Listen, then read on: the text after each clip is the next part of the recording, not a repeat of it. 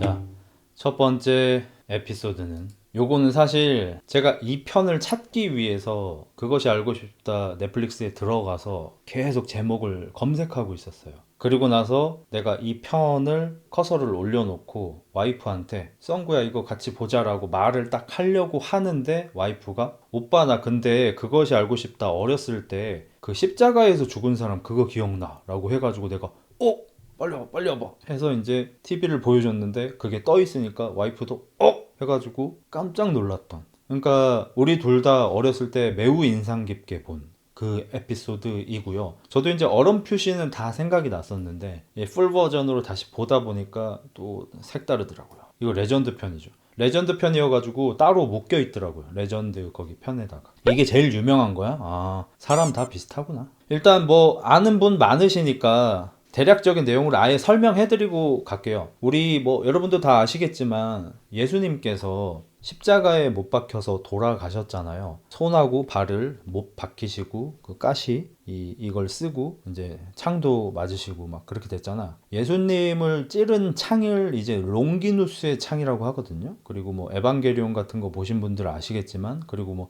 헬싱에도 나오고 여러 작품에 이제 많은 영향을 주고 있는데, 이제 끝판왕급 뭐 신물 혹은 무기라고 이제 전해지고 있죠. 그리고 롱기누스의 창은 뭐 신도, 악마도 죽일 수 있는 그런 창으로. 아, 창 맞으신 걸 잘 모르는구나. 롱기누스의 창이 있습니다. 컨스탄틴에도 나오죠. 예. 어떤 50대 맞죠? 50대 아저씨가 혼자서 그 예수님의 죽음을 재현해서 돌아가신 사건이고, 최종적으로 스스로 떠나신 걸로 결론이 났습니다. 근데 그것만으로 그것이 알고 싶다 뭐 나올 수 있기도 하겠지만, 이렇게 역대급 레전드, 올타임 넘버 원급 레전드 편이 됐을까? 그렇진 않겠죠. 왜냐면 이분이 스스로 십자가에 못 박힌 거예요. 스스로 팔다리 다. 거기에다가 목도 이제 졸려져 있고, 옆구리에 이제 롱기누스의 창 대신 롱기누스의 식칼도 이제 옆구리도 한 대 맞으시고, 이 상태에서 예수님께서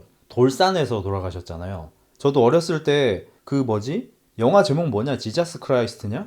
아무튼 나 어렸을 때인데 그 예수님이 돌아가시는 거 그거를 이제 영화로 만들어서 굉장히 흥행한 작품이 있어요. 아마 00년대 작품인 것 같은데, 저는 이제 좀 교회를 안 다니다 보니까 그냥 뭐 대강대강 뭐 이렇게 보다가 끝까지 다 보지도 않았어. 그냥 보다가 그냥 껐어. 패션 오브 크라이스트인데 난 솔직히 말해서 그때 이제 패션도 이제 패션인 줄 알고 봤어. 예수님이 옷을 잘 입으셨나 그러면서 진짜 완전 무지랭이였으니까 그때는 그냥 헬스 바보였어. 그때는 뭐 덤벨거리나 할 줄 알지. 아무튼 그래가지고 그걸 보는데 난 제일 인상 깊었던 게 뭐냐면, 그 십자가에서 이제 그렇게 돌아가시잖아. 근데 그 십자가가 되게 크단 말이에요. 그 완전 위에 올려다 봐야 할 정도로 되게 높은 십자가에 이제 그렇게 돌아가신 건데, 그 십자가가 예수님이 돌아가신 곳에 이렇게 마련되어 있는 게 아니고 예수님 보고 그 밑에서 그걸 갖고 올라가라 그래, 산 위에까지. 난 어렸을 때 그게 되게 인상 깊었어. 그러니까 아니 어차피 죽일 건데 왜 저렇게까지 하지? 이 생각이 되게 드는 거야. 그러니까 이게 종교적인 그거니까, 얘가 종교적으로 걔들 입장에서는 예수가 이단이잖아. 그러니까 얘를 죽여서 전시를 해서 사람들한테 본보기로 보여주는 것까지는 이해하지. 뭐 모든 나라에서 다 그랬으니까. 근데 십자가까지 왜 이고 올라가게 시킬까? 존나 힘들지. 엄청 무겁단 말이야 그거. 솔직히 그거 이고 올라가기만 해도 횡문군 융해증으로 죽어요 사람이. 그 정도로 노가다를 하면. 근데 거기 올라가고 나서 십자가를 땅에 박고 거기에다 이제 막 못질을 하고, 그리고 나서도 막 채찍으로 막 때리고 막 창으로 찌르고 막 이런 짓을 하는 거야. 그래서 난 너무 심하다고 생각했고, 예수 코어통 X될 뜻은 개새끼야 지금 그 할 소리야 이 새끼야? 미친놈 아니야 저거.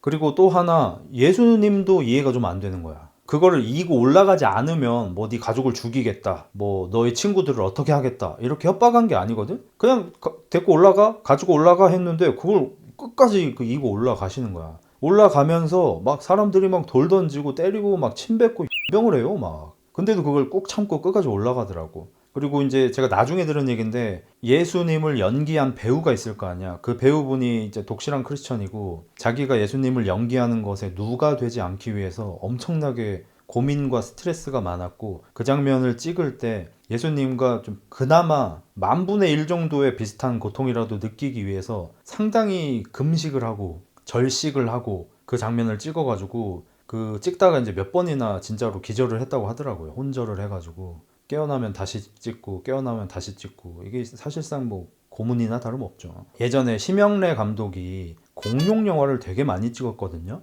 이제 여러분이 아는 거는 그 뭐 드라곤 나오는 그거잖아요. 근데 옛날에 그 티라노의 발톱 같은 걸 많이 찍었는데 그거는 이제 사람이 티라노사우루스의 옷을 입고 연기를 이렇게 한단 말이에요. 팔 짧은 연기를 막 와우 이러면서 그거를 할 때 고생을 많이 했대. 왜냐면 엑스트라나 이런 거는 개그맨 후배들 데려다가 밥 한 끼 먹이고 공짜로 시키면 돼. 유재석도 하고 송은이도 하고 다 했어요 그거. 근데 티라노 역할 하는 애가 이제 전문적인 배우가 해야 되는 거잖아. 공룡의 움직임을 구현해야 되니까. 근데 한 1시간 연기하면 실리콘에 취해가지고 2시간을 자야 된대. 근데 그 쉬는 시간도 근무 시간으로 인정을 해야 될 거 아니야. 그럼 하루에 8시간을 일할 수 있는데 1시간 연기하고 실리콘에 취해서 2시간 자고 1시간 연기하고 실리콘에 취해서 2시간 자고 밥 먹으면 끝나는 거야. 그러니까 하루에 2시간밖에 못 찍는 거야. 그 아마 건강에도 진짜 안 좋을 거예요. 그래서 예전에 이제 그런 걸 찍기가 매우 힘들었다고 하더라고. 그래서 지저스 크라이스트 그 영화에서도 좀 그런 힘듦이 있었지 않을까. 어쨌든 본론으로 돌아와서 이 한 50대 아저씨가 본인도 똑같이 돌산 채석장으로 갔어요. 현재 공사를 하고 있지 않은, 그러니까 채석을 하고 있지 않은 휴무 중인 채석장에 가서 거기 올라가서 직접 준비해 온 나무, 못, 뭐 줄일, 톱 이런 걸 다 갖고 와가지고 산에서 실시간으로 십자가를 만들어 뚝딱뚝딱뚝딱 김목수님처럼. 그리고 그 십자가를 땅에다가 세운 다음에 본인이 거기 십자가에 올라가서 팔다리에 못을 박고 옆구리에 칼도 놓고 그러고 거기서 돌아가신 거야. 그래서 이게 워낙 말도 안 되는 사건이다 보니까 수사에 굉장히 난항이 있었고 누가 그렇게 했든 그러니까 살해를 당했든 아니면은 도우미가 있었든 아니면 누가 그렇게 하라고 꼬드긴 사람이 있든 굉장히 다양한 방향으로 수사를 했는데 결국 10개월 정도 수사 후에 스스로 이제 떠나신 거라는 결론이 나왔는데 이제 그 돌아가신 분의 주변 사람들이라든지 우리 TV를 보고 있는 사람들 그것이 알고 싶다를 본 사람들은 모두 다 아니 씨발 저걸 혼자서 어떻게 하냐 말이 되는 소리를 하냐 네가 한번 해봐라 씨발 그게 혼자서 되나 이래서 되게 화제가 된 사건입니다. 그것에 대해서 오늘 좀 상세하게 들여다보도록 하겠습니다. 시신을 최초로 발견한 사람은 양봉업자입니다. 벌을 치는 사람이죠. 삼천포로 좀만 더 빠지자면 저는 이제 예전에 헬스 트레이너를 하기 전에 제 동생하고 양봉을 한번 해볼까 하는 생각을 했었습니다. 거기 이제 인터넷에서 그런 거 아시죠? 배달 열심히 했더니 이만큼 벌었다. 뭐 한 달에 900. 야, 나도 용접하는데 이러면서 한 달에 1200 이런 거 수입 인증이 올라오면 밑에 댓글에 아 나도 용접이나 할걸 아 나도 배달이나 할까 이런 애들 나오잖아. 그 업계에서 굉장히 잘하기도 하고 존나 열심히 성실한 사람이 상위 1%가 얻은 소득인데 마치 자기가 거기 가면 그걸 할 수 있을 것처럼 개소리를 하잖아. 근데 나도 마찬가지로 어릴 때 인터넷에서 양봉 무슨 글을 봤는데 그 한 통당 1년에 얼마씩 떨어진대. 그래서 뭐 대충 한 20통쯤 치면은 뭐 몇천만 원을 번다고 하길래 나도 양봉이나 할까? 이러면서 좀 알아봤던 적이 있어요. 아무튼 뭐 나하고 내 동생 있으면은 산에서 곰 나오고 해도 뭐 얼추 맞서 싸울 수 있고 곰이 반달곰이 와가지고 내 꿀통을 먹으려고 하면 씨발로 막 이러면서 싸울 수 있잖아. 2대1이면 해볼만 하잖아. 아무튼 뭐 그래서 한번 해보려고 했었는데 이 양봉 특이 뭐죠? 오지로 가야죠. 오지. 사람이 없는 곳으로 가야지. 사람이 없고 벌이 있는 곳으로 가야겠죠. 그래서 양봉업자가 이제 벌을 치고 나서 내려오는 길에 오늘 왠지 저쪽 한번 가보고 싶은 거야. 평소에 안 가던 길이야. 한번 가보고 싶어서 갔어. 근데 거기 차가 있는 거야. 가고 있는데. 그 양봉업자 아저씨가 여기 차가 왜 있지? 이 새끼 꿀 따러 왔나? 순간적으로 경계를 한 거죠. 이 씨발 새끼 내 꿀 따러 왔나 보다. 꿀도둑 놈인가 보다. 하고 옆에다가 차를 대고 이 씨발 새끼 어딨어? 이 개새끼 이러면서 두리번 거리고 있는데 저기에 십자가 나무가 있고 그 사람이 거기 매달려 있는 거야. 처음에는 보시고 시신인지도 몰랐대요. 약간 그냥 마네킹 같은 거 있잖아. 막 장난쳐 놓은 건 줄 알았대. 가짜로. 근데 다가갈수록 진짜 같은 거야. 조금 더 다가가 봤더니 누가 봐도 이제 사람이 돌아가신 거야. 그래서 바로 이제 119하고 경찰에 신고를 하고 이 사건이 이제 널리 알려지게 됐죠. 진짜 개 시꺼바겠다. 저가 이제 예전에 이제 야간 산행에 맛을 들였던 적이 있어요. 이유는 별게 아니고요. 저는 사람이 많은 걸 좀 싫어해요. 옛날에는 더 싫어했고 지금은 이제 그렇게 싫어하진 않는데 그래 등산에 좀 취미가 들렸어요. 뭐 제 옛날 DC글 같은 거 보면은 등산으로 이렇게 여자 뭐 이런 글들도 있었지 않습니까? 근데 그게 진짜 실화거든요. 실제로 여자를 산에 데려가면은 같이 잘 확률이 굉장히 높습니다. 제가 이제 원래는 헬스쟁이 한 10년 동안은 완전히 헬스만 하다가 대회도 좀 뛰어보고 이제 나한테 이 헬스 바디빌딩 쪽으로는 이게 될 수가 없겠다라는 걸 느껴지니까 나도 사람인지라 운동에 대한 의욕이 좀 많이 떨어졌고요. 사실 그거보다 더 심했던 게 운동을 아무리 열심히 해도 아무도 나한테 돈을 주지 않는데 수업을 열심히 하니까 돈을 주잖아. 그래서 그냥 수업을 잘하니까 돈이 많이 벌리더라고. 그래서 그때 수입이 좀 올라간 상태였어요. 그러니까 운동 별로 열심히 하고 싶지가 않은 거야. 이게 돈 되는 것도 아니고 어차피 내가 상위권으로 갈 수 있는 것도 아니고 이러니까 흥미가 많이 떨어졌어요. 그런 상황에서도 열심히 노력하는 사람이 진짜 대단한 사람인 거고. 그래서 그때 이제 로드 자전거, 농구, 등산 뭐 등등에 많이 빠졌었는데 그 중에 이제 등산을 가다가 여러분도 아시겠지만 이 검색해서 나올 만한 산을 가면은 사람이 너무 많아요. 그리고 등산로는 좁잖아. 그래서 나는 그냥 빨리 갔다 빨리 내려오고 싶어. 저는 땀을 오랫동안 흘리고 있는 걸 별로 안 좋아하거든요. 땀을 막 흘리면은 빨리 씻고 뽀송뽀송한 옷으로 갈아입고 그냥 게임하고 햄버거 먹고 치킨 먹고 이러고 싶어. 근데 그게 내가 제일 좋아하는 거야. 운동 끝나고 나서 딱 그 샤워하고 나서 그 뽀송뽀송한 상태에서 치킨하고 콜라를 먹고 싶어. 그게 나한테 유토피아야. 근데 그게 잘 안 되는 거야. 사람이 너무 많으니까. 그래서 조금씩 시간을 달리해서 가봤죠. 사람이 없을 만한 시간에. 낮에 가보니까 좋긴 하더라고요. 사람이 별로 없으니까. 오후쯤에 가니까. 그래서 조금씩 이렇게 늦추다 보니까 한 새벽 3시쯤에 출발해 본 적도 있고 아니면은 한 오후 5시쯤에 이렇게 출발을 해보는 거야. 밑에서. 오후 5시면은 다 내려오고 아무도 안 올라가요. 왜냐면 산에서 해가 지면 좀 무섭거든요. 그럼 나는 리미트를 거는 거지. 5시에 올라가 2시간 만에 내가 내려오지 못하면은 나는 여기서 변사체가 된다. 약간 요런 마음가짐으로 아디다스 추리닝 입고 위에는 저 언더아머 입고 물 2통 챙겨가지고 막 뛰어서 올라가는 거예요. 못 내려오면 뒤진다 이런 느낌으로. 그러다가 이제 제가 몇 번 겪었던 게 이렇게 막 올라가고 있는데 사사사삭 막 소리가 들려. 사사사삭.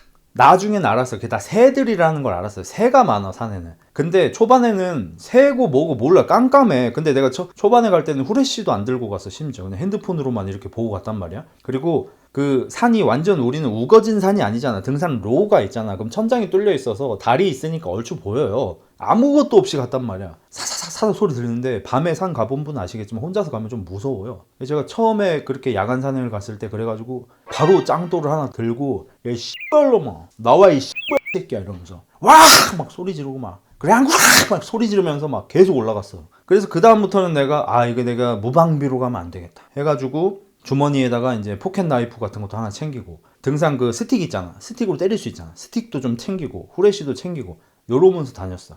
그러다가 이제 몇 번 이제 밤에 갔을 텐데 이제 좀 익숙해졌어. 욕은 여전히 하지만 무서울 때마다 욕을 해요. 올라가고 있는데 인간이라는 게 주변시가 있잖아요. 여기에서 뭐가 보이는 거야.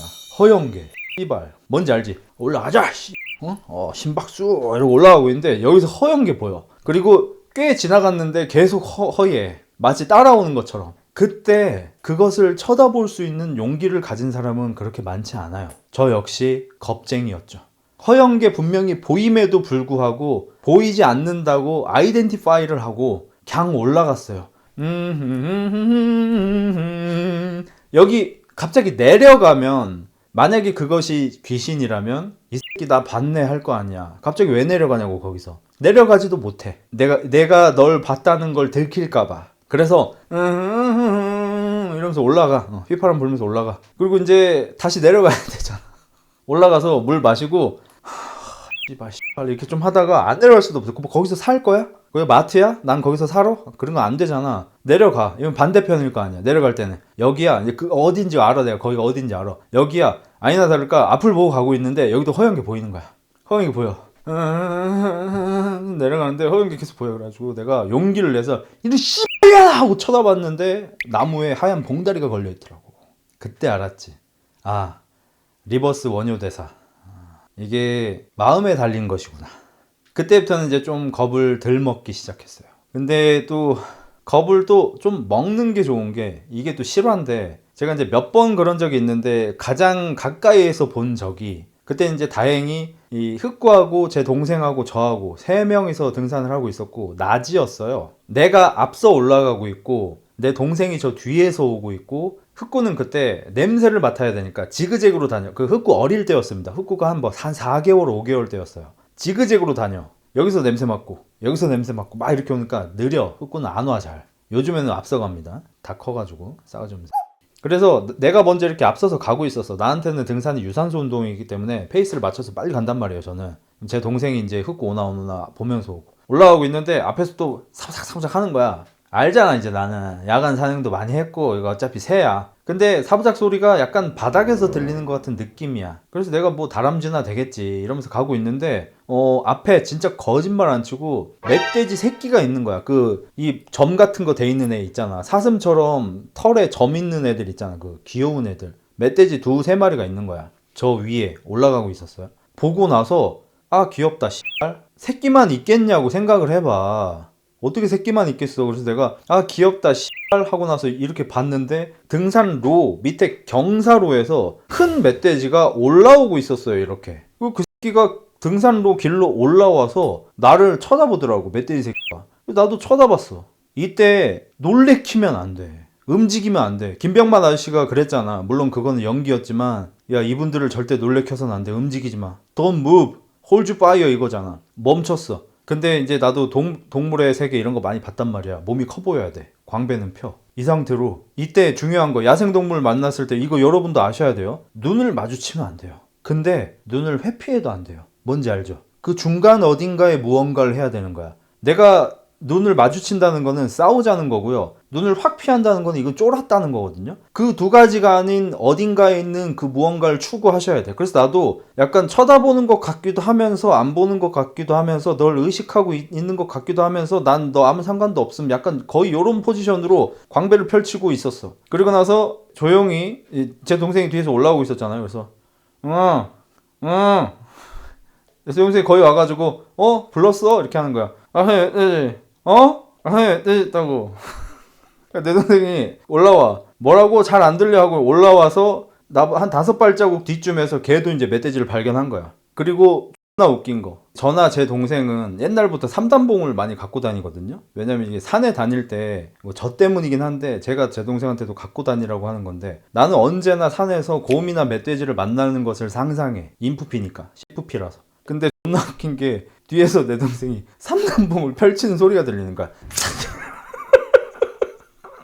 둘이 성향이 좀 달라. 나는 멧돼지를 보자마자 커 보여야 한다. 싸움을 피해야 한다. 약간 이런 느낌이고 내 동생은 멧돼지다. 형이 여태까지 산에서 곰이나 멧돼지가 나올 수 있으니까 삼단봉을 챙겨 다니라고 했는데 사실 오늘 전까지 난 믿지 않았다. 하지만 역시 우리 형 모든 걸 알고 있었군. 그리고 멧돼지 새끼가 우리 이렇게 보더니 한참 잠깐 가만히 있다가 그냥 지나갔어요. 그 알 아직 시작 안 했으면 지금 그 알 중이야. 그것이 알고 싶다. 예수님 아저씨는 계속 같은 자세로 기다리고 있는 거지. 그렇죠. 자, 이 얘기를 내가 왜 하냐면 이 사건이 경상북도 문경에서 일어난 사건이에요. 제가 문경 쪽으로 등산을 많이 갔어요. 내가 가봤던 산일 수도 있어 여기가. 아무튼 양봉 아저씨가 산에 올라가서 요걸 발견하고 경찰한테 신고를 한 겁니다. 여보세요? 여기 무슨 산인데요. 여기 사람이 죽어 있습니다. 진짜요? 예, 뭐 어떻게 되는 겁니까? 뭐 실족사 하신 겁니까? 어떻게 된 겁니까? 십자가에 매달려 있습니다. 예? 사람이 십자가에 그 예수님처럼 그렇게 돼 있는데요? 예? 무슨 말이에요 지금? 아니 그 예수님 돌아가신 거 있잖아요. 십자가에 못 박혀서 그렇게 돼 있다니까요? 장난 전화인 줄 알았을 거야 진짜로. 경찰이 와서 조사를 합니다. 아무것도 건드리면 안 되죠. 이 밑엔 이 아저씨, 돌아가신 아저씨의 차가 있었고요. 그 차 안에 여러 가지 물품이 있었고 돌아가신 그 십자가 주변에도 여러 가지 물품이 있었고 그 십자가 주변에 십자가와 차 주변에 텐트도 하나 쳐 있었어. 그러니까 이 아저씨는 산에 올라와서 곧장 이걸 실행한 게 아니고 텐트를 치고 약간 체력 회복도 하고 뭐 허기도 좀 달래고 하면서 굉장히 계획적으로 이걸 한 거예요. 얼마나 계획적으로 했냐면요. 차에다가 이 십자가를 만들 나무 같은 걸 가져오셨을 거 아니에요. 나무는 처음에는 다 그냥 강목이었을 거 아니야. 그 강목에다가 어디를 잘라야 하는지, 이 나무를 자르면 이 나무가 내 배 위치에 있다. 여기가 내 가슴 위치다. 요게 내 어깨 위치다. 전부 다 체킹이 돼 있어 나무에. 그리고 텐트에서는 이 십자가를 만드는 설계도까지 나왔어요. 본인 손으로 그린 거. 이렇게 뭐 되게 멋지게 정확하게 해놓은 거 말고 손으로 그냥 자도 안 됐어. 그냥 쓱싹쓱싹 해가지고 여기 몇 센치 여기 몇 센치 이렇게 해가지고 어떻게 할지까지 전부 다. 그러니까 굉장히 계획적인 거죠. 정성스러웠습니다. 그리고 이제 어떻게 자기가 여기 매달려야 하는지 튜토리얼 순서까지 써놨어요. 다리 먼저, 팔 어쩌고, 옆구리 어쩌고 막 이런 것까지 다 써놓은 거야. 그래서 일단 뭐 문경 경찰서에서 이제 조사를 했는데 발칵 뒤집어졌죠. 이게 혼자 이게 되냐, 말이 되냐, 뭐 이런 식으로. 2010년인 것 같습니다. 이때쯤 사건인데 이제 문경 경찰서에 가서 그 당시에 이제 어떤 일이 있었는지 듣기 위해서 경찰분하고 인터뷰를 하는데 굉장히 인상 깊었던 거. 이 경찰 선생님께서 있으세요. 직급도 좀 높으신 것 같아. 근데 제작진들하고 인터뷰를 하는데 다리를 꼬고 몸을 소파 뒤에 이렇게 기대가지고 거기 뭐 여러 가지 도구가 다 있었잖아요. 에? 뭐 이러면서 하는데 확실히 옛날 경찰들은 굉장히 고압적이었겠다 그런 느낌이 들더라고요. 없는 범인도 만들겠다 싶은 그런 느낌. 이분이 그랬다는 건 아니고 그런 느낌. 요즘에는 경찰분들 인터뷰하면은 굉장히 막 이렇게 공손하게 예의 바르게 잘 해주시잖아. 이분은 거의 소파에 누워 계셔 지금. 상당히 고압적이죠. 그래서 이분 얘기를 들어보면 어떻게 이게 10개월이 지나고 나서 이게 어떻게 된 건지 다 밝혀지고 나서 지금 인터뷰를 하는 건데 우리도 국과수하고 엄청 오랫동안 치열하게 수사를 했는데 그 국과수에서 밝혀진 걸 보니까 요 그대로 하면은 혼자서도 가능하더라. 그래서 이제 스스로 돌아가신 걸로 종결이 났다라고 합니다. 그리고 한 전문가분의 인터뷰가 나오는데 의사 선생님이시고요. 여기 혼자서 가능할까요? 라고 하는데 한 손은 자기가 뚫을 수 있다고 쳐. 한 손을 자기가 이제 이렇게 해가지고 할 수 있다고 쳐. 근데 나머지 손을 어떻게 할 거냐는 거야. 그럼 저는 생각했죠. 구멍을 먼저 뚫고 못을 미리 박아놓고 손에 구멍을 뚫고 끼우면 되잖아. 실제로 그렇게 했다고 합니다. 근데 그래도 이건 너무 힘들 거라는 게 한 손은 뚫을 수 있다고 쳐. 나머지 한 손을 어떻게 뚫을 거냐는 거야. 근데 현장에서 줄일이 나옵니다. 그래서 난 생각했지. 양반 다리로 요가 다리로 앉아가지고 발로 줄이를 켜고 앉아서 요 밑에서 까추쯤에서 돌고 있을 거 아니야. 이렇게 쥐 돌고 있을 거 아니야. 드릴입니다. 오해 없으시길. 거기에다가 하나 둘 셋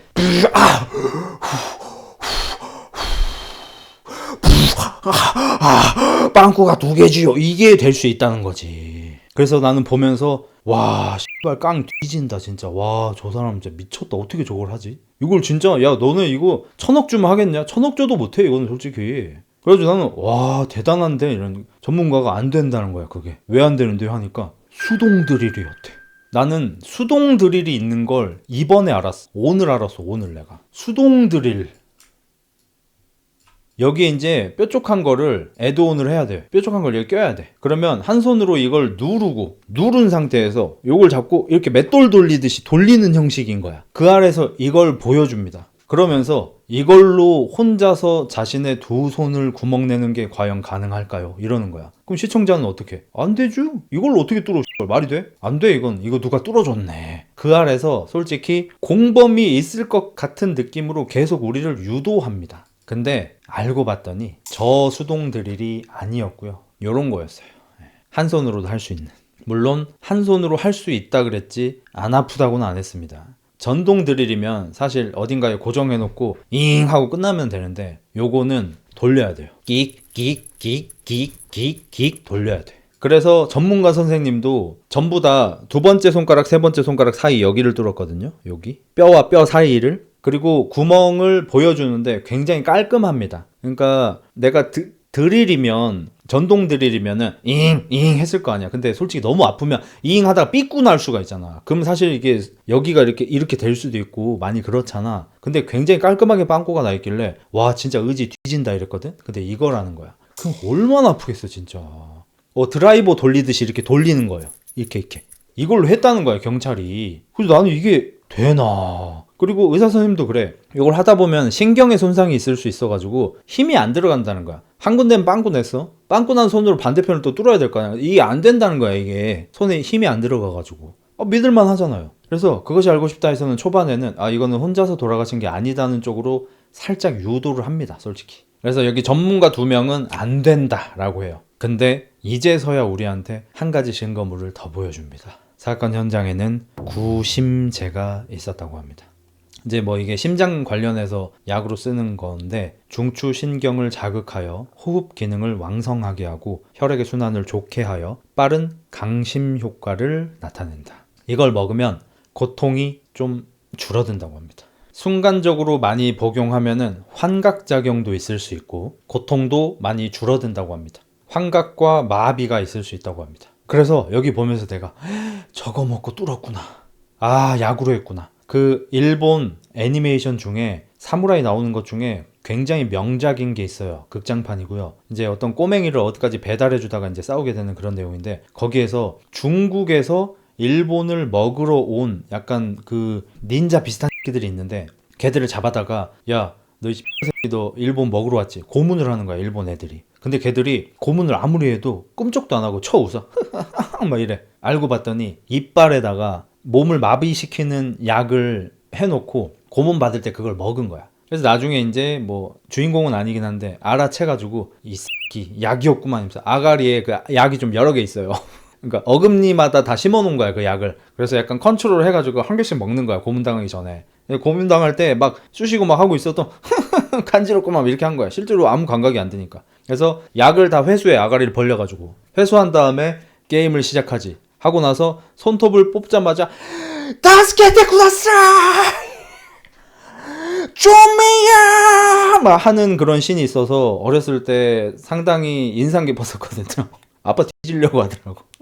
내가 그래서 여기를 보면서 아, 구심제를 먹고 마비된 상태로 하신 거구나. 그럼 그렇지. 이게 약 없이 이걸 어떻게 라고 했어. 딱 보고 있는데 씨발 한 3분 지나서 얘기해 줍니다. 그런데 돌아가신 분의 위장에서는 그 어떤 약물도 검출되지 않았다고 합니다. 돌아가신 분은 구심제를 먹지 않은 것입니다. 그런데 말입니다. 구심제를 먹지 않고 자신의 손과 발을 빵꾸 뚫는 게 가능할까요? 이럴 거면 우리한테 구심제는 왜 알려준 거냐고. 존나 빡돌게. 바로 알려주지도 않아요. 구심제 설명을 해줘. 그리고 구심제를 먹고 이런 행동을 했을까요? 이러면서 재연이 나와요. 한 3분 동안. 그리고 나서 그런데 말입니다. 구심제를 안 먹었답니다. 씨발 그러면 이거는 왜 알려줬냐고. 구심제는 쓸데없이 상식 시간이냐고. 그리고 이제 전문가분이 나와가지고 종교적인 신념이나 극한의 분노 상황일 때 이런 걸 좀 참을 수 있다. 그러니까 안 되는 건 아니죠. 이런 느낌. 돌아가신 분은 58살의 택시기사셨습니다. 그래서 일하셨던 택시 회사에 가서 사람들한테 인터뷰를 따는데 되게 여러분의 택시 기사님하고 인터뷰를 하는데 단 한 분도 그럴 사람이 아닌데 다 이래요. 그러니까 택시 기사 한 분이 그렇게 얘기합니다. 뭐 우리가 봐도 뭐 이상한 사람이고 뭐 나쁜 사람이도 하고면 뭐 그 사람 뭐 죽었는가 봐 뭐 이러는데 우리가 그 사람 뭐 죽었다는 얘기 듣고 막 뉴스 보니까 막 십자가에 막 이렇게 했다 하고 뭐 사이비 어쩌고 막 하길래 그럴 사람이 아닌데. 그럴 사람이 아닌데라는 근거. 일단 착한 사람이었다. 두 번째, 교회를 안 다녔다.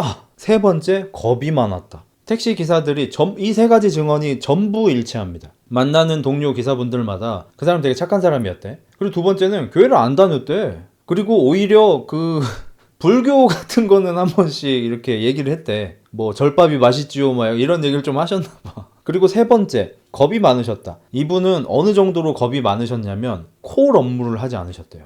얘가 그 문경이었나 아까 그랬잖아. 여기 되게 촌이거든요. 산도 많고. 그래서 오지 같은 데에서 콜이 들어오면은 콜 하기로 하면 안 받을 수도 없잖아. 콜 거부권이 잘 없잖아. 콜 거부하면은 저기 깎이니까. 만약에 막 살인범 같은 애들이 콜하면 어떡한데요 이러면서 주변 사람들한테 자기는 콜을 안 한다고 그래서 실제로 콜 업무를 안 하셨다는 거야.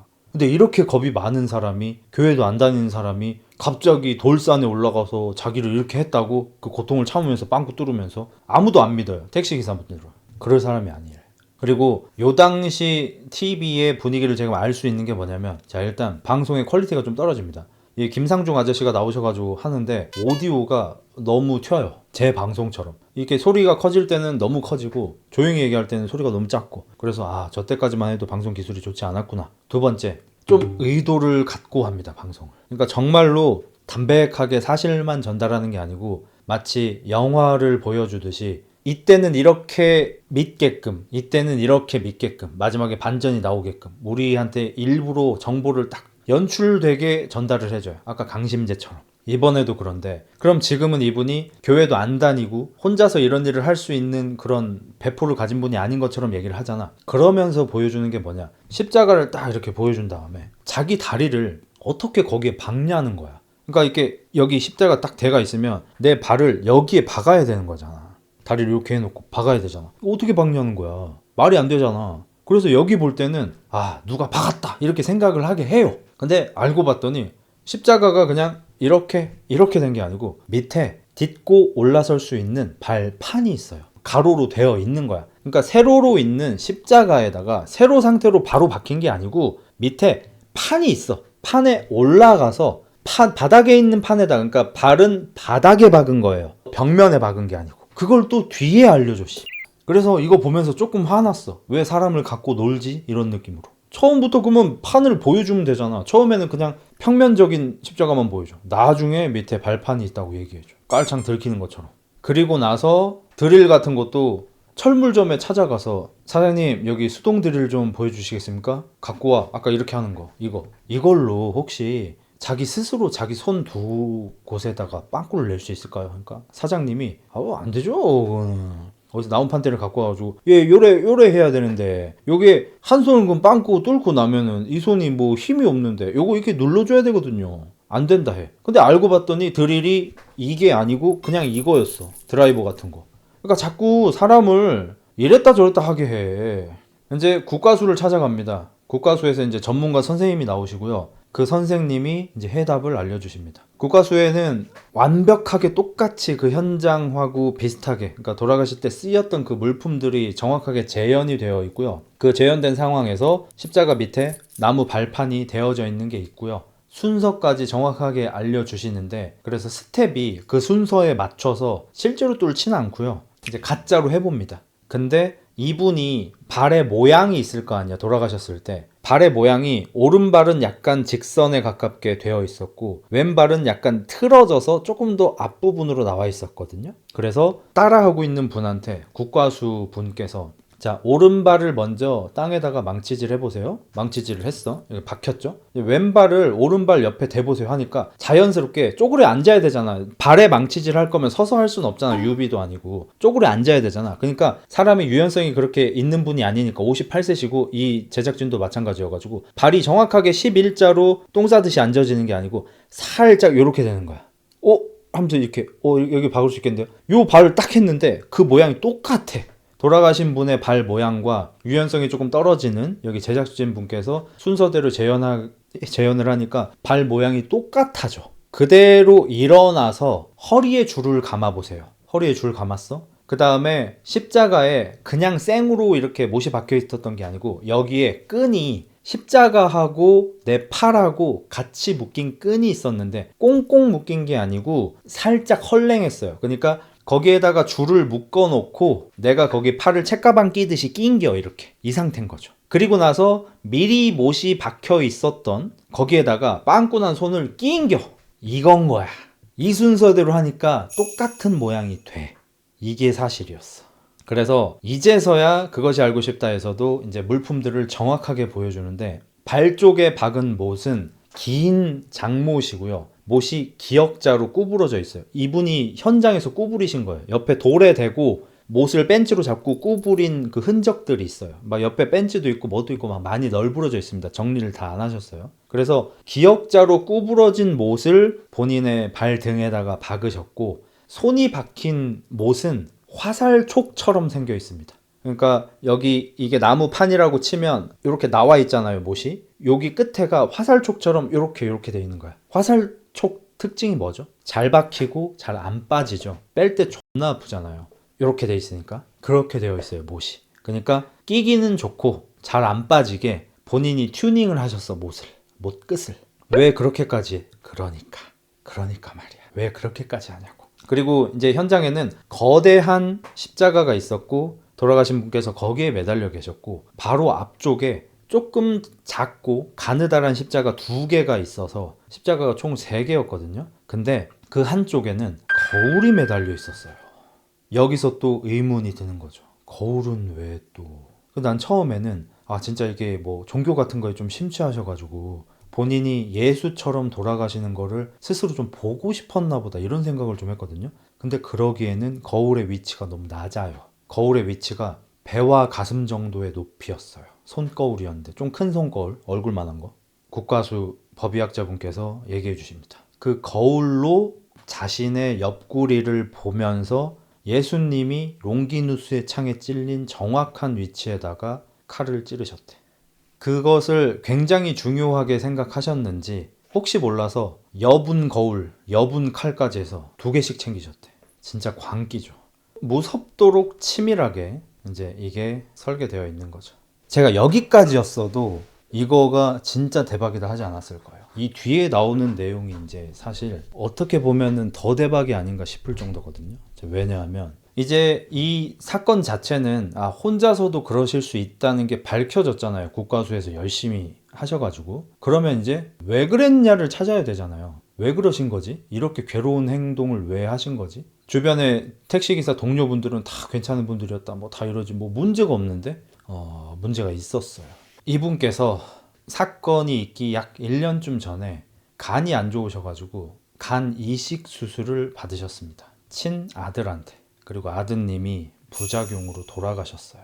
그러니까 스스로 세상을 등지시게 되는 이유는 이제 밝혀진 거죠.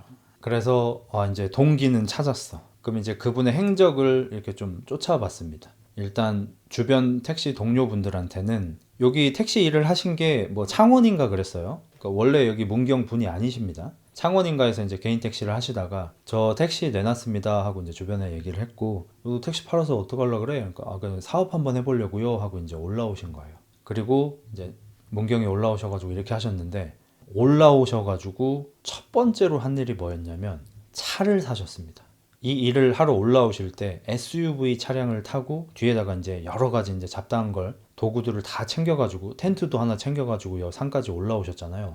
그러니까 차를 팔았으니까 차를 당연히 사지 않나 싶으실 거 아니에요. 근데 이상한 점이 좀 있었어요. 자동차를 판 영업사원 분께서 좀 특이했던 경우라서 기억을 하고 있습니다 라고 말씀을 하시는데, 반드시 제가 처음 타는 차여야 한다면서 보통은 차를 탁송을 해 오잖아요. 탁송을 받지 않고 제조된 공장까지 가셔서 차가 나오자마자 본인이 처음으로 타고 내려오셨어요.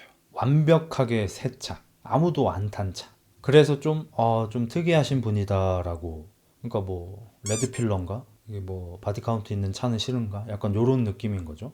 그래서 이 얘기를 카톨릭 그 대학교 거기 있는 분한테 이제 설명을 해드리다가 딱 이 얘기를 했는데, 갑자기 그 카톨릭대 교수님께서 하면서 이게 너무 놀란 눈과 동시에 입이 거의 웃으셔.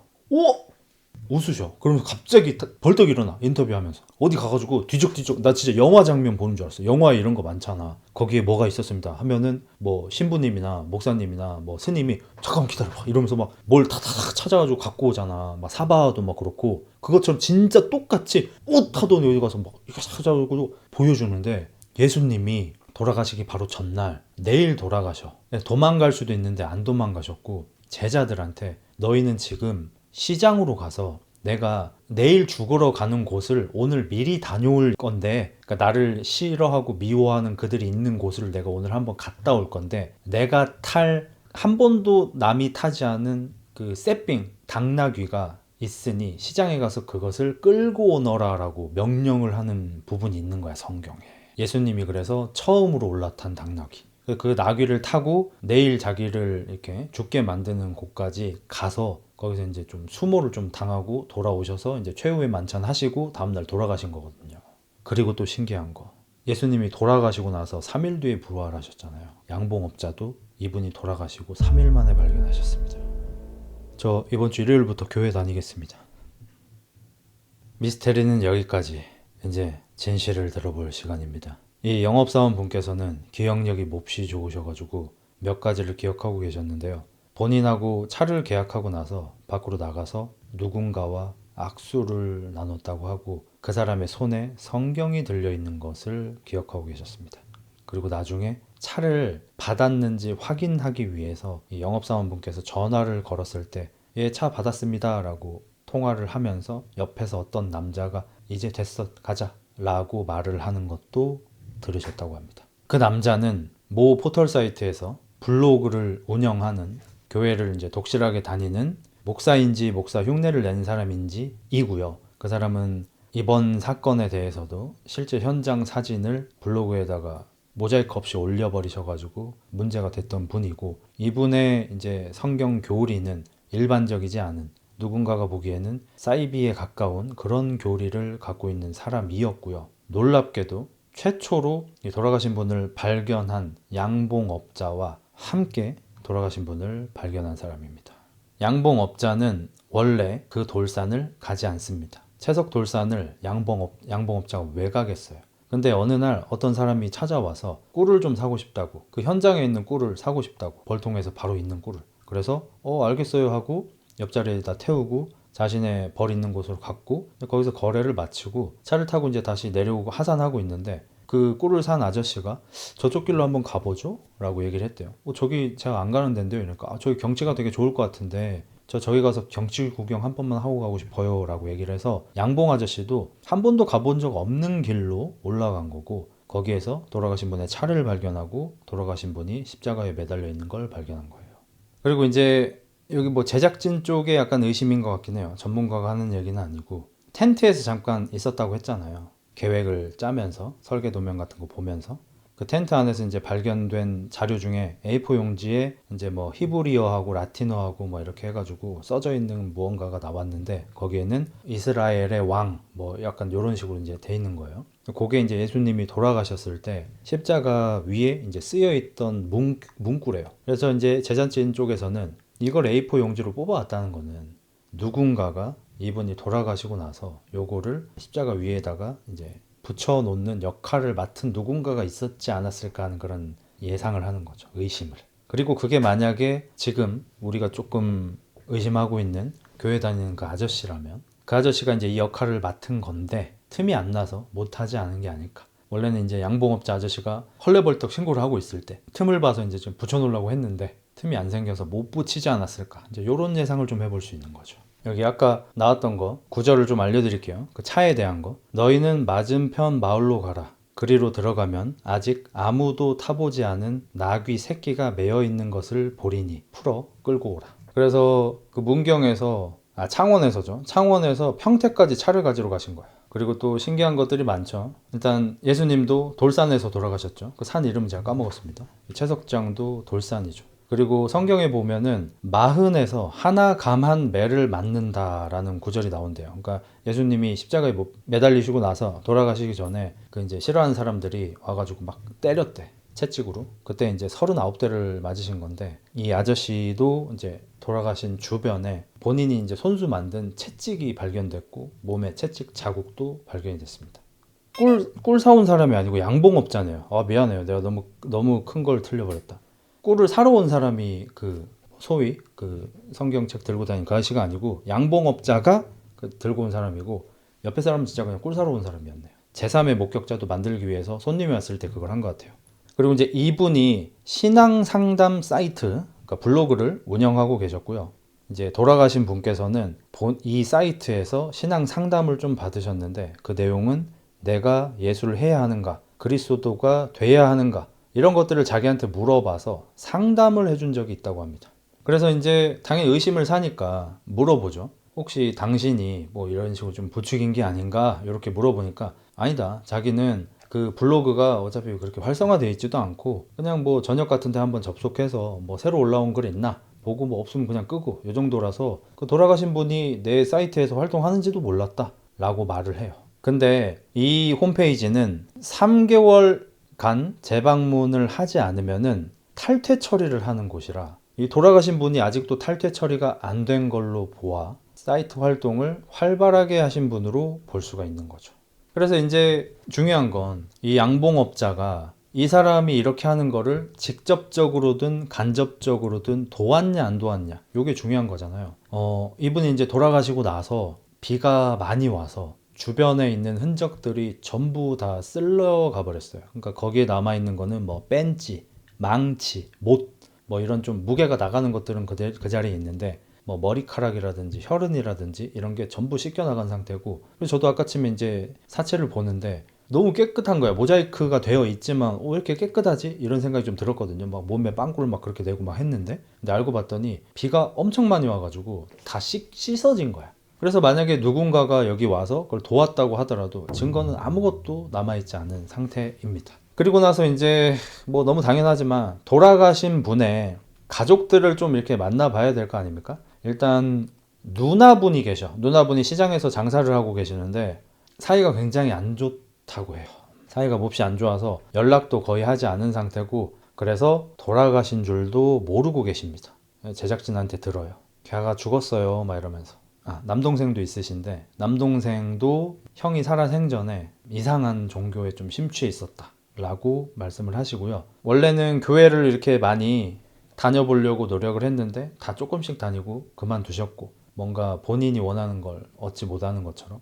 그래서 이제 좀 이상한 데를 좀 다니기 시작하셨는데, 그 근처 인근 상인분께서 그 택시 돌아가신 분을 기억하고 있어가지고 증언을 해주시는데, 아침에 보면은 교회 분들이 여기 많이 나오시고 밖에서 이제 지나가는 분들한테 무료로 이제 커피 같은 걸 이렇게 나눠드리고 빵 같은 것도 나눠드리고 그런 거 행사를 자주 했대요. 좀 큰 교회였나 봐. 근데 돌아가신 분께서는 그 길을 지나갈 때가 되면은 다른 택시기사분들은 다 이제 받아서 먹고 감사합니다 하고 이렇게 지나가는데, 교회 사람만 보면은 도망 다니셨대. 말도 안 하려 그러고 말 붙이면 도망가고 막 그랬대요. 그리고 이제 아주 친한 택시기사분한테 들어보니까 그 친구가 기독교를 믿은 것 같기는 한데 그 뭐라 그래야 되지? 그 뭐 교회 같은 뭐 그런 거는 안 믿었고요. 토착신앙? 뭐 그런 막 그런 걸 막 해가지고 뭐 이상한 거랑 뭐 불교랑 뭐 그런 걸 막 같이 보던데 막 이러면서. 그리고 아까쯤에 양봉업자가 운영을 한다는 그 사이트 있죠. 거기가 바로 여러 가지 종교의 교리를 섞어서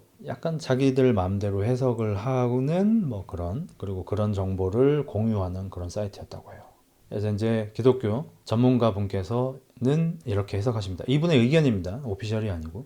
이제 좀 많은 고통이나 힘듦을 겪는 사람들이 이제 이런 좀 사이비에 많이 빠지게 된다. 이걸 이제 아내랑 같이 보는데 아내가 그러는 거야. 근데 아무리 그래도 어떻게 사이비를 저걸 믿지? 이렇게 얘기하길래 저는 좀 이해가 됐어요. 왜냐면 이분은 지금 작년에 본인한테 간 이식을 해주다가 아들을 잃으신 거잖아요. 그래서 이제 괴로워서 불교에 가보면은 그런 걸 잊고 욕심을 버리고 이제 나를 괴롭게 하는 그런 기억들도 좀 놓아주고 약간 이런 식으로 아마 설명을 하실 거고, 교회에 가면은 기도 같은 거 열심히 하시면은 뭐 아드님이 천국으로 가실 겁니다. 뭐 이런 얘기를 할 거 아니야. 근데 사이비를 가면은 당신이 어떻게 하면은 지금 당장 아드님을 천국에 보낼 수 있다. 아니면 뭐 아드님을 좀 살릴 수도 있다. 뭐 이런 식으로 막 얘기를 해줄 거기 때문에 너무너무 괴로운 사람들한테는 또 그게 굉장히 또 달콤하게 들릴 수 있을 것 같아요. 일반적인 사람이 아니니까. 그래서 이제 이런 사이트 같은 데 있는 분 중에 한 분을 찾아갑니다. 이 사람들이 대체 뭘 믿고 무슨 일을 하는지 궁금해서 제작진이 찾아가는데, 이분은 제가 편지를 1,500통을 가지고 있습니다 라고 합니다. 편지는 보통 받는 거잖아요. 근데 받는 게 아니고 보낸 편지 1,500통을 갖고 계셔. 이거 여기 영상에 설명이 안 되는데 아마도 편지를 2통씩 쓰시나 봐요. 2통씩 써서 한 통은 보내고 한 통은 본인이 보관하고 있는 게 이제 약 1,500통, 몇 박스가 있습니다. 그리고 굉장히 곱게 잘 쌓아서 보관하고 계신 어느 아주머니와 할머니 사이 되시는 분이신데, 내용을 읽어보면은 곧 있으면은 하나님께서 이제 우리 땅에 큰 이제 시련을 내리실 거다. 어린아이들과 여자들이 다 막 죽음을 당하고 막 이런 일이 곧 있으면 일어날 건데, 그것을 막기 위해서 뭐 어쩌고 저쩌고를 해야 합니다. 이런 편지를 이명박 전 대통령, 유재석 아저씨, 이경규 아저씨, 차승원 배우 막 이렇게 TV에서 보는 유명한 사람들한테 매일매일 쓰고 계시는 아주머니예요. 그리고 이 아주머니는 제가 보낸 편지입니다. 이게 이명박 대통령이 이게 다 받으신 거고, 이거는 유재석이, 이거는 이경규가 지금 다 받아본 편지입니다. 본인이 보냈을 뿐 그분들이 읽진 않았을 거 아니에요. 근데 뭐 다 받아보셨다고 주장을 하고 계시고, 하는 얘기 들어보면은 엊그저께 구제역 때문에 소하고 돼지 많이 죽었죠. 한국에 있는 어린 아이들이 그만큼 이제 우리 어린 아이들이 죽을 겁니다. 됐다 했잖아. 이제 우리 하나님이 우리나라 빨리 무너지게 하세요. 우리나라가 빨리 무너져야지 재림 예수가 나올 거고, 그래야지 이 세상이 멸망하지 않고 다시 재건될 수 있습니다. 지금 이러고 계시고, 그걸 왜 믿냐고 하니까 제가 꿈을 꿨는데 뭐 예수님이 이렇게 뭐 위에서 밑으로 내려오셨고 뭐 얼굴이 선명히 보였고 뭐 뻔한 내용이죠. 그리고 이제 이분이 열심히 이제 이런 활동을 하시면서 인터넷에 올리셔가지고 매달 11조로 이 아주머니한테 돈을 보내주는 분들이 있을 정도라고 하시고요. 그래서 이분한테 이제 언제부터 이런 걸 하시게 됐습니까? 라고 말을 하니까 자기는 여태까지 사람을 믿어버렸대. 그리고 그게 자신의 잘못이래요. 그래가지고 여태까지 뭐 병원도 정신과도 다녀보고 뭐 교회도 다녀보고 불교도 다녀보고 다 다녀봤는데 본인의 고통이 전혀 사라지지 않았대. 본인이 받은 고통은 남편이 바람핀 겁니다. 그래서 너무 고통스럽고 괴로워가지고 그걸 좀 치유받고 싶은데 해답을 찾지 못했고, 근데 이제 뭐 지금 믿으시는 그런 이제 사이비 같아 보이는 이제 거기를 갔는데, 거기에 이제 교주 같은 사람이 얘기를 했다는 거야. 너가 이제까지 불행한 이유는 변할 수밖에 없는 인간을 믿었기 때문이다. 인간은 변하는데 인간을 왜 믿냐? 실제로 남편이 바람을 많이 피웠거든요. 그래서 누굴 잡아서 믿어야 되냐? 절대자를 잡아야 된다. 안 넘어지는 사람, 하나님밖에 없잖아요. 영원히 변하지 않는. 그래서 절대자인 하나님을 믿었어야 되는데 내가 사람을 믿어버리는 실수를 했다. 그래서 지금은 하나님을 믿는 행위만 하고 있다 라고 하십니다. 그리고 자기는 특수절도죄까지 졌대요. 왜냐면 예수님이 십자가에 매달리실 때 양옆에 강도들이 달려 있었다. 도둑들에서는 도둑이라고 하던데 어쨌든 도둑 강도가 같은 형을 받고 있었거든요. 그래서 그 사람들이 이제 예수님이 돌아가실 때 이제 같이 뭐 참회를 하고 뭐 천국으로 갔다 뭐 이런 얘기가 좀 있죠. 그래서 자기도 그거를 느껴보고 싶어가지고 일부러 특수절도죄를 지었대요. 예수님과 함께하는 느낌을 받고 싶어가지고.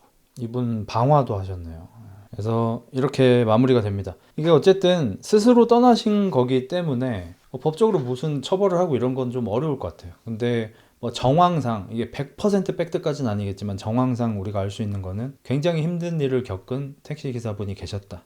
50대에 작년에 자신한테 간이식을 해주다가 아드님이 돌아가셔 버렸고 너무너무 힘들었다. 그래서 이제 좀 사이비 종교에 빠지시게 되었고, 그래서 택시를 처분하고 그 돈으로 이제 뭐 차를 사고 예수님을 따라서 돌아갈 수 있는 뭐 그런 준비들을 하고 문경의 어느 채석산에서 이제 스스로 그런 행위를 하셨다. 요게 결론입니다. 그리고 우리 모두 다 그렇게 생각하겠지만 오케이, 이론적으로는 그렇다 치자. 이론적으로는 알겠어요. 그게 가능하다는 거 알겠어요. 근데 아무리 그래도 이 순서를 보면 십자가에 있는 좁은 널빤지 위에 올라가서 오른 발 등을 못으로 박아 고정시키고 쪼그려 앉은 채로 왼 발 등을 못으로 또 박아서 고정시켰어요. 그 와중에 공간이 굉장히 협소하기 때문에 뒤꿈치가 땅에 붙은 스쿼트 자세가 되는 게 아니라 쪼그려 앉는, 뒤꿈치가 들리는 쪼그려 앉는 자세가 되어서 먼저 박혀있던 오른쪽 발이 굉장히 아팠을 거거든요. 그리고 아마 그것 때문에 못을 기역자로 구부린 것 같아요. 그냥 일자 못이면 오른발을 박고 나서 왼발을 옆에 놓고 못을 박으려고 할 때 뒤꿈치가 들리면서 못에서 발이 좀 빠져나오려고 할 거 아닙니까? 못 대가리가 커봤자 뭐 그렇게 크지 않으니까. 그래서 발이 빠지지 않도록 하기 위해서 못을 기역자로 구부려서 박아 놓은 거고, 그렇게 두 발을 박고 나서 일어서서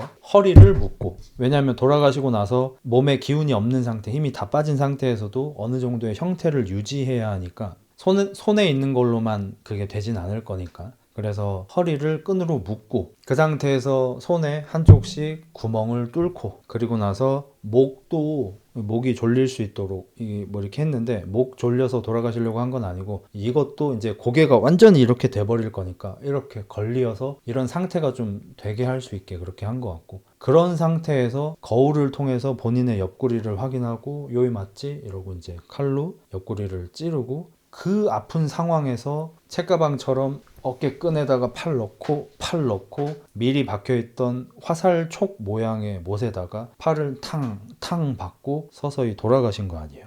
이게 과연 아무리 사이비 종교에 심취했다 한들 이게 인간의 의지로 가능한 건지 이게. 그리고 이제 양봉업자나 이런 사람들이 이제 뭐 피의자가 되지 않는 이유는, 만약에 누군가가 그걸 했으면, 강제로 했으면 흔적이 있겠죠. 근데 저도 이제 구멍 같은 거를 이렇게 보여준단 말이에요. 다 모자이크 되어 있는데 구멍 부분만 모자이크 없이 딱 보여주는데 너무 깨끗해요. 그러니까 자신의 의지로 하지 않고 누가 강제로 했으면은 막 살려줘 이렇게 하면서 막 상처가 이렇게 좀 커진다든지 그런 흔적들이 있을 거 아니에요. 그런 흔적이 한 개도 없습니다. 그래서 자신 때문에 아들이 죽었다는 그런 죄의식과 사이비 종교를 믿는 그 신앙심이 합쳐진 시너지가 아닐까 싶긴 한데, 사실 저도 이걸 지금 봤지만 보고도 사실 믿기가 좀 어려워요. 사실 이것도 유명한 사건이고, 앞에 거는 경북 문경에서 일어난 사건이고, 요거는 전남 여수에서 일어난 사건입니다. 한번 시작해 보겠습니다. 화재가 일어났고요. 신고를 받고 이제 소방관 분들이 경찰 분들하고 같이 출동을 하셨고요. 이제 시신을 수습하시는 이 장의일 하시는 분까지 이제 같이 왔습니다. 그러니까 불을 다 끄고 나서 장의사 분께서 오셨는데, 이분이 시신을 수습하려고 들어갔는데 집이 너무 많이 타서 재가 거의 무릎까지 쌓여 있는 거예요. 나무 집이었어요. 목조 구조의 집이었어서 잿더미가 너무 많아서 좀 찾아야만 했어요. 왜냐면 안에 사람이 있었다는 얘기가 있었으니까. 막 찾다 보니까 한 어머니의 머리 쪽이 발견됩니다. 엄청나게 많이 이제 타서 훼손이 아주 극심한 상태였고, 그래서 이제 최대한 조심스럽게 시신을 모시려고 했는데 꿈쩍도 안 하는 거예요. 막 어딘가에 달라붙은 것처럼. 원래 이제 불에 타고 나면 좀 더 가벼워져야 하는데, 그래서 뭐지 하는데 옆에 뭐가 더 있는 것 같은 거예요. 그래서 다시 막 치워봤어. 근데 옆에 제 어머니의 따님이, 초등학생 따님이 같이 돌아가셨는데, 이제 시신의 자세가 땅 바닥에 이렇게 니은자로 앉아서 서로 몸을 기댄 채로 두 분이 돌아가셔 계신 거예요. 여기 현장을 가셨던 소방대원분께서 본인이 이제 10몇 년 동안 소방대원을 하셨고 1년에 평균 300번 정도 출동을 하시는데, 이런 시신은 처음 봤다고 하십니다. 그리고 이제 현장 영상이 나오는데 2층에서 불이 난 거고요. 목조 구조 주택 2층에서 불이 난 거고, 1층은 뭐 그나마 좀 덜 탔는데 2층은 그냥 완벽하게 그냥 전소된 상태입니다. 불이 너무 많이 나서. 자, 일단 미스테리가 여러분도 지금 바로 느껴지시겠지만, 두 분이 돌아가신 방이 문이 잠겨 있었습니다. 이제 그 문은 탔는데 손잡이 돌리는 거 있잖아요. 그게 잠금 형태로 되어 있는 거는 나오니까, 쇠는 불타지 않으니까. 근데 이 방에 되게 큰 창문이 있어요. 열리는 창문이. 그게 너무 이상한 거죠. 소방대원분도 본인이 현장을 진짜 많이 다니지만 이 불이 나서 돌아가시게 되는 경우에는 시신이 보통 창문 쪽이나 문 쪽에 있으시거나 연기 때문에 도망칠 곳을 찾지 못하면 구석진 곳에서 이제 많이 발견이 되신대요. 근데 이번처럼 침대 옆에 땅바닥에 앉아서 서로 기댄 채로 돌아가신 경우를 처음 보셨대. 자료로도 본 적이 없으시고. 그래서 이 사건은 기본적으로 스스로 이제 방화를 하고 돌아가신 쪽으로 사건이 조사가 진행됩니다. 자, 그럼 일단 왜 방화냐? 휘발유로 이제 불이 탄 거는 확실하게 증거가 다 있습니다. 그리고 이런 거는 이제 소방 전문가 분들은 뭘로 탔다 이런 거 이제 화재 현장만 봐도 아시더라고요. 그래서 어디서 불이 시작되고 어떻게 얼마 만에 탄 건지 이제 전부 다 자료 조사가 되었고요. 1층에서 2층으로 올라가는 계단 쪽에서 방화가 시작됐고, 누군가가 휘발유를 뿌린 다음에 불을 붙인 게 팩트입니다. 그거는 누가 휘발유를 뿌렸고 누가 불을 붙였고 이거는 아직 알 수 없지만, 그리고 현장에서는 현장 안에 있다가 목숨을 건진 사람이 3명이 있습니다. 정확하게는 4명인데, 자, 일단 안에서 돌아가신 분들은 모녀 관계가 맞으시고 어머니 돌아가셨고 초등학생 따님이 돌아가셨습니다. 여기서 생존한 남자는 이 어머니의 동거인, 그러니까 사귀는 사이입니다. 결혼식은 올리지 않았고, 이 집은 남자의 집입니다. 남자의 집에서 사시다가 이렇게 되신 거예요. 남자는 손과 발과 다리와 얼굴에 심각한 화상을 입었지만 2층에서 뛰어내려서 목숨은 건졌습니다. 현재 병원에 입원 중이고요. 화상 굉장히 심합니다. 그리고 이 남자분의 아들과 딸, 초등학생과 중학생이 있는데, 죄송합니다. 돌아가신 따님 중학생이네요. 이 남자의 딸이 초등학생 딸과 중학생 아들이 있는데, 이 둘은 1층에 있었어서 불이 나서 밖으로 도망을 쳐서 살아남았고, 이 남자의 어머니, 80대 어머니는 마당에 있으셔서 살아남으셨습니다. 그래서 기본적으로 아까 말씀드린 것처럼 스스로 그렇게 방화를 저지른 다음에 돌아가신 게 아닌가 하고 사건이 진행됩니다. 조사가 진행돼요. 왜냐하면 누군가가 방화를 한 거라면 당연히 이제 도망가는 흔적이 있어야 하고, 도망가려다가 실패를 한 위치에서 발견이 되셨어야 하는데 침대 옆에서 너무 고이 앉은 채로 돌아가셔 버렸기 때문입니다. 그러니까 도망을 포기한 것처럼.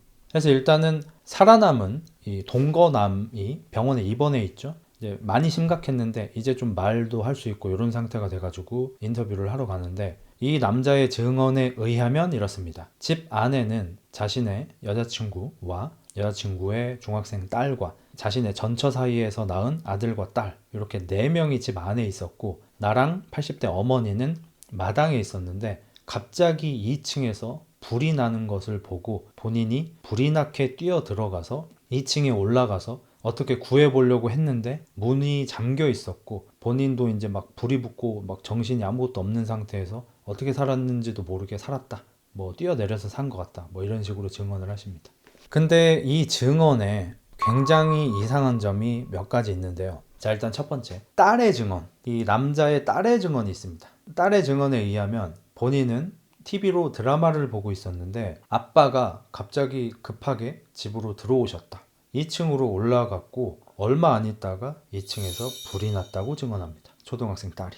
남자의 증언에 의하면 불이 먼저 나고 본인이 뛰쳐 들어간 건데 본인 딸의 증언에 의하면 아빠가 먼저 들어오고 불이 난 거예요.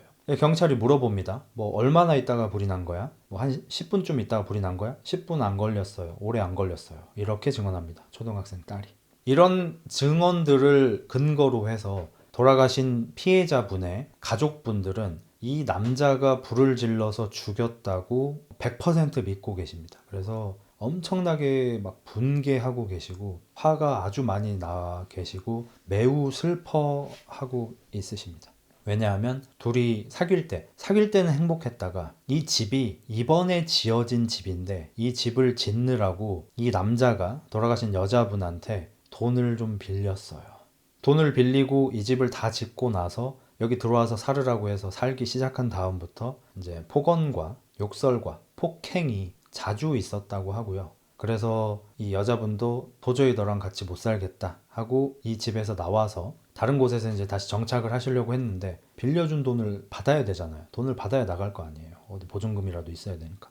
그래서 이제 그 돈을 가지고도 최근까지 엄청 많이 싸웠대요. 몸싸움도 있을 정도로. 그래서 돌아가신 분의 가족분들은 이제 다들 이제 이 남자가 불지르고 죽인 거다라고 굳건히 믿고 계시고 이 남자 측은 이 남자나 이 남자의 엄마 그 다음에 이 남자의 형은 여자분이 스스로 집에 불을 지르시고 혼자서 그러니까 딸과 함께 이렇게 하늘로 떠나신 거다라고 주장을 하고 있습니다. 그리고 이제 여자분 쪽의 주변인들 특히 살아남은 큰딸은 분가를 하신 상태예요. 현재 직장인입니다. 그래서 사건 현장에 아예 없으셨고 거의 살지도 않으시고요. 이제 비보를 들으시고 말도 안 되는 소리라고. 우리 엄마가 아버지도 안 계시고 나하고 내 동생 딸만 보고 살고 있고 이번에 만난 그 아저씨하고 헤어지고 나서도 우리 셋이 같이 살자고 어디서 살자고 얘기까지 다 나눴는데 엄마가 그렇게 끔찍하게 여기는 내 막내 동생과 함께 어떻게 죽겠냐. 그 말이 사실이라면 우리 엄마가 지금 내 동생을 죽였다는 건데 불질러서 그게 말이 되냐. 만약에 떠나시더라도 혼자 떠나시지 내 동생을 데려갔을 리가 없다. 절대로 믿지 않습니다. 그리고 이제 돌아가신 따님 중학생이죠. 이 중학생의 친구들하고도 인터뷰를 하는데 죽은 친구의 어머니가 너무 좋고 잘해주셔가지고 우리끼리 막 농담으로 우리 엄마도 누구 엄마처럼 저랬으면 좋겠다 이런 말을 할 정도로 사이도 너무 좋았고 너무 좋은 엄마였다고 해요.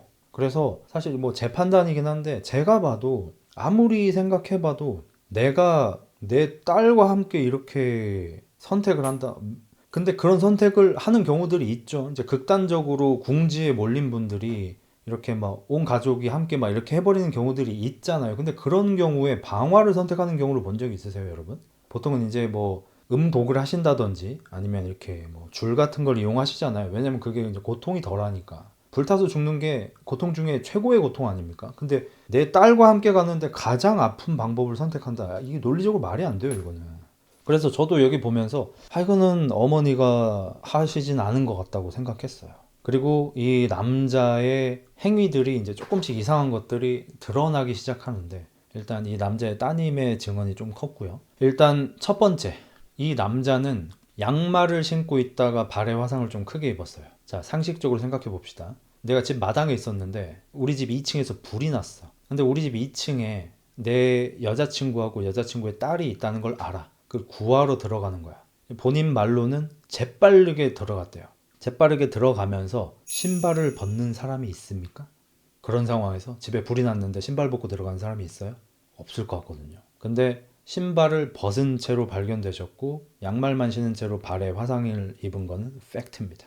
그리고 두 번째, 이 사람이 불이 난 다음에 들어가서 2층에 올라가서 구하려고 노력을 해봤다라고 말을 했잖아요. 근데 특이한 점이 다리 쪽 화상이 가장 심해요. 그러니까 발 쪽 화상도 꽤 심하고 정강이 쪽, 무릎 쪽, 허벅지 아래쪽 여기가 제일 심하거든요. 그래서 이분이 발견되었을 때는 바지를 벗은 채로 속옷만 입은 채로 하의는 속옷만 입은 채로 발견이 되셨어. 그리고 현장에서는 이 아저씨가 벗은 바지가 발견이 됐는데 바지가 이제 무릎 이하 쪽이 이제 다 타서 없어진 바지. 그러니까 긴 바지였는데 반바지가 되어버린 바지가 발견이 됩니다. 이게 왜 이상하냐면 불이 나 있는 곳에 사람이 들어가서 생존자가 있는지 찾아보려고 노력을 한다고 치죠. 그러면은 다양한 부분에 화상을 입겠죠.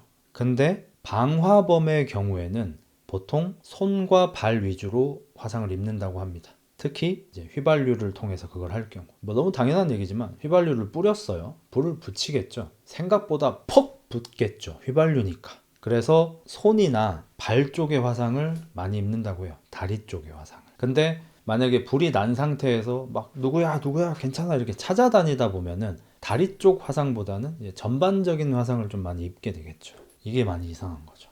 그래서 이 사람이 범인이다 하고 의심을 하고 보면은 휘발유를 뿌리는 과정에서 바지에 휘발유가 묻어버렸고 그래서 바지에 불이 붙었다. 그래서 다리의 화상을 가장 심하게 입었다. 이겁니다. 근데 반박이 나왔어요. 이 사람은 얼굴도 꽤 큰 화상을 입었거든요. 다리만큼은 아닙니다. 방화범의 경우 손과 발과 다리 위주로 화상을 입는다면서요. 근데 저는 얼굴도 화상 심하게 입었는데요. 이걸로 방어를 했어요. 그래서 이 사람이 방화 및 치사 혐의로 징역 20년을 1심에서 구형과 유죄까지 받았거든요. 2심에서 그걸 뒤집어요. 무죄를 받습니다. 그리고 이제 이런저런 인터뷰가 나오는데 일단 주유소 직원 인터뷰 정확하게 기억하고 있대. 왜냐면 주유소가 열자마자 오셔가지고 난방을 위한 등유가 아니라 휘발유를 받아가셨고 그래서 인상착의랑 이런 것까지 전부 기억을 하고 있어요. 그러니까 이 남자가 휘발유를 받아간 게 맞습니다. 이제 유가족분들은 2심에서 무죄가 나왔잖아요. 환장을 하십니다. 어떻게 이게 무죄가 나오냐. 뭐 오열을 하세요. 우리 딸 우리 손주 죽어서도 눈도 못 감는다고. 근데 2심에서 뒤집어지게 된 큰 이유들이 아까 말씀드린 것처럼 얼굴에도 화상을 입었다는 점 그리고 이 어머니의 진술이거든요. 이 남자의 어머니가 이제 80대신데 어머님이 진술을 한 게 같이 마당에 있었는데 갑자기 2층 창문에서 불이 올라오더라. 그래서 빨리 가보라고 자기가 보냈다. 그래서 아들이 불이 나게 갔고 얼마 안 있다가 아들이 갑자기 2층에서 뛰어내렸다. 그게 다다. 이런 진술들이 무죄를 만듭니다. 자, 근데 국가수에서 또 아마 소방관 쪽에서 한 것 같습니다. 소방 쪽에서 큰일을 하나 하십니다. 거기서 불이 안 보인다는 거예요. 마당이 여기 있었고 집이 정면에 있었어요. 마당에서 집을 정면에 보는 창문이 아니라 옆에 옆면에 있는 창문에서 불이 나온 걸 보고 아들이 뛰어갔다고 할머니가 진술을 하셨거든요. 근데 불은 어디서 시작됐죠? 계단에서 불이 시작됐잖아요. 계단은 집의 중앙 쪽에 있어요. 그러니까 여기서 이렇게 올라오겠죠. 근데 할머니가 봤다는 창문은 여기 모퉁이 여기야. 불이 가장 마지막에 간 곳이야. 거긴 불이 시작된 곳과 반대편. 그러니까 불이 시작되자마자 자기 아들이 구하러 간 거라면 거기에서 불이 나지도 않았고요. 심지어 소방차가 출동을 했을 때 현장 동영상을 찍었는데 소방차가 도착했을 때도 거기에는 불이 안 나 있었습니다.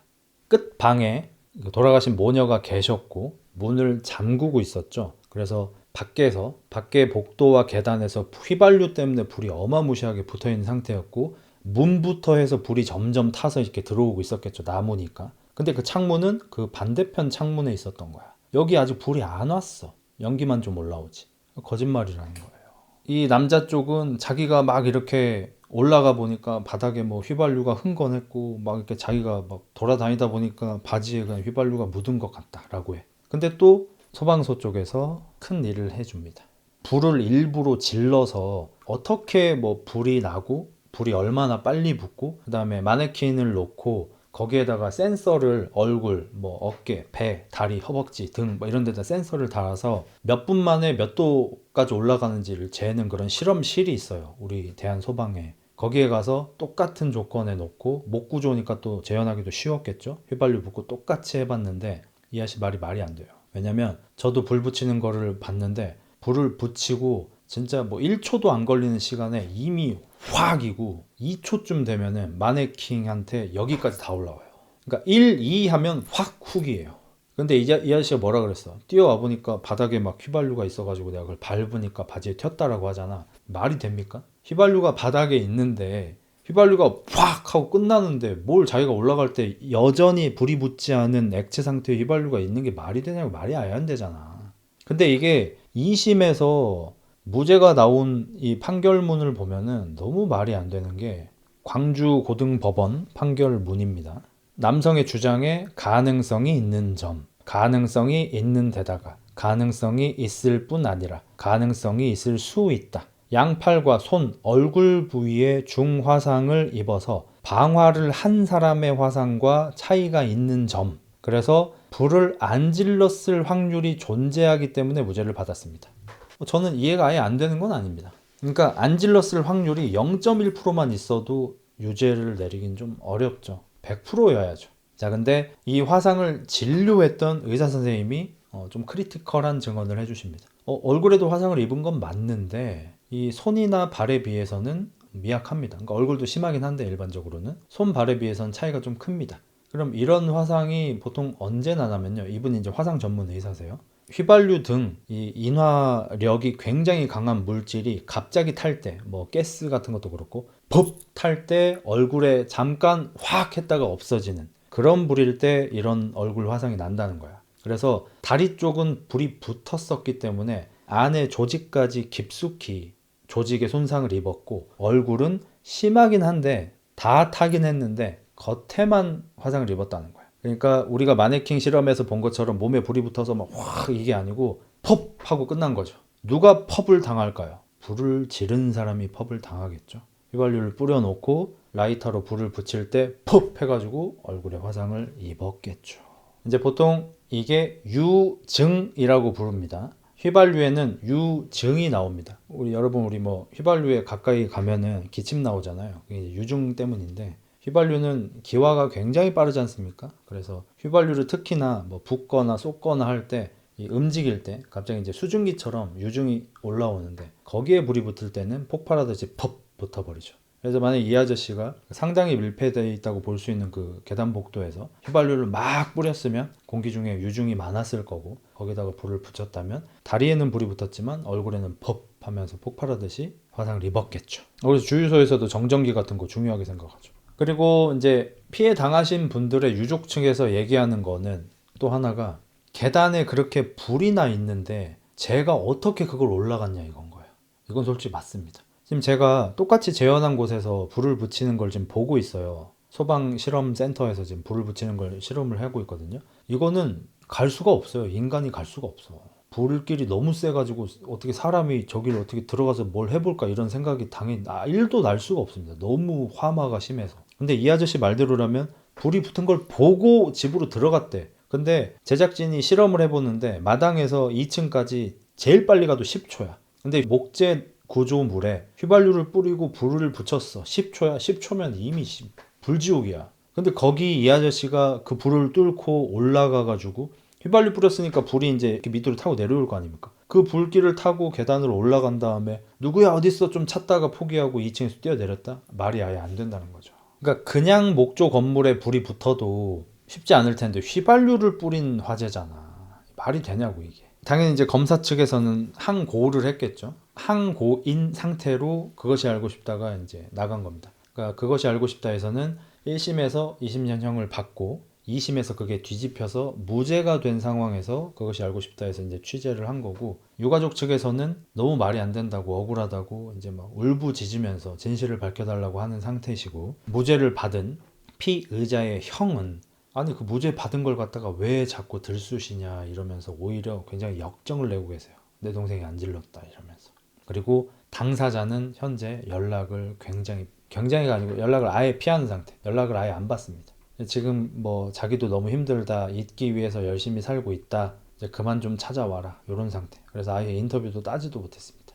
그래서 이 그것이 알고 싶다 쪽에서는 미스테리한 상태로 끝나요. 정말 이거를 저 남자가 죽인 게 아닌 것인가. 근데 정말 다행히 이게 좀 예전 거잖아요.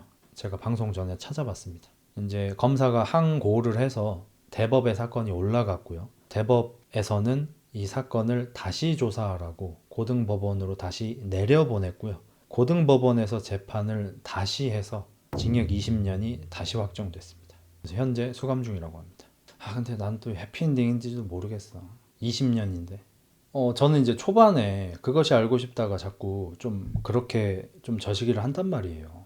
좀 약간 모녀가, 그러니까 엄마 쪽이 진짜 스스로 선택하신 게 아닌가 하는 이런 의심을 들게 일부러 좀 연출을 하거든요. 거기를 보면서는 혹시 본인의 처지를 좀 비관하고 얘가 이제 돈도 안 갚을 것 같고 막 이러니까 그래, 네 새끼 집 내가 다 불태워버릴게, 이렇게 하시다가 너무 화가 나서 이제 불을 지르셨는데 미처 이제 도망을 못 가셔가지고 그렇게 되셨나 이런 생각을 좀 했는데, 어쨌든 뭐 결과가 나온 상태에서 보니까 역으로 자꾸 이제 돈 달라 그러고 이제 돈 안 주면 자기 못 나간다 그러고 막 이러니까 홧김에 이제 너가 빌려줘서 지은 집? 이 집 그냥 태워버릴게, 약간 이렇게 된 것 같아요. 그럼 모녀가 앉아서 죽은 자세는 어떻게 된 거임? 이라고 하는데, 방문이 닫힌 상태로 급작스럽게 이제 유독한 연기가 들어오면은 한 2, 3초만 해도 기절을 할 수가 있다고 합니다. 그래서 후반부에 나오는 건데, 그러니까 솔직히 이걸 앞에 알려줬으면은 우리가 이제 이 어머니를 의심할 일이 없잖아요. 어머니가 불 지른 걸 의심할 일이 없을 텐데,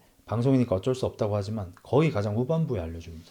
방에 앉아가지고 뭐 TV 같은 걸 보시던지 얘기를 나누고 있었는데 문 밖에서 갑자기 휘발유 뿌리고 불을 확 질러버리니까 한 2초면 불바다거든요. 불바다가 되어버렸고 법 하는 소리는 들으셨을 거란 말이에요. 소리 듣고 뭐지 하고 있는데 연기가 흘러 들어오고 두 분 다 그 상태로 그냥 기절을 해버리신. 그리고 휘발유를 뿌렸고 목재 구조 집이었기 때문에 너무 빨리 불길이 이렇게 들어와가지고 기절하신 채로 이렇게 돌아가신 그런 상황입니다. 휘발유 방화면 소화기도 쓸모없을 듯. 그니까 불 무서워. 스프링클러 설치 안 돼 있었나 보네. 그니까요. 그랬던 것 같아요. 목조랑 상관없을라나? 스프링클러여도 어차피 휘발유면 아무 의미 없는 것 같아. 오히려 물 타고 휘발유가 밑으로 내려가면서 1층이 더 빨리 탔을 수도 있고, 휘발유 뿌리고 불 지른 거는 의미 없는 것 같긴 해. 화재 연기를 흡입해서 기절하는 건 보통 일산화탄소 농도가 높아져서 그런 걸 텐데, 몇 초면 기절은 에바고 1% 이상 올라간다 해도 1, 2분은 마셔야 기절함. 그것이 알고 싶다에서 이제 소방 전문가가 나와서 2초만 해도 기절을 할 수 있다고 말을 하셨어. 2번 들여 마시면 기절할 수도 있대. 전문가한테 말대꾸? 근데 휘발유 뿌리고 불 지르는 사람들 위험 감수하고 지르는 건가? 보통 그런 사람들은 이제 정신적으로 좀 온전치 않다든지 아니면은 어마어마한 분노를 가지고 있을 때 이제 그런 일들이 좀 일어나죠.